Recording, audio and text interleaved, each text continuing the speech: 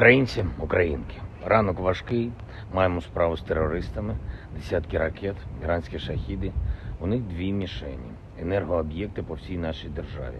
Київщина і Хмельниччина, Львів і Дніпро, Вінниця, Франківщина, Запоріжжя, Сумщина, Харківщина, Житомирщина, Кіровоградщина, Південь держави.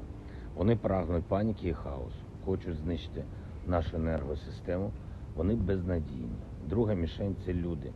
Спеціально обрали такий час і такі цілі, щоб завдати якнайбільше шкоди. Але ми, українці, допомагаємо одне одному, віримо в себе, відновлюємо усе зруйновано. Зараз можуть бути тимчасові перебої з електрикою, але ніколи не буде перебоїв з нашою впевненістю у перемозі. Чому саме такі удари? Ворог хоче, щоб ми злякалися, щоб люди побігли, але бігти ми можемо тільки вперед і демонструємо це на полі бою. Так буде і надалі. Працюють зараз рятувальники, працюють наші ППО.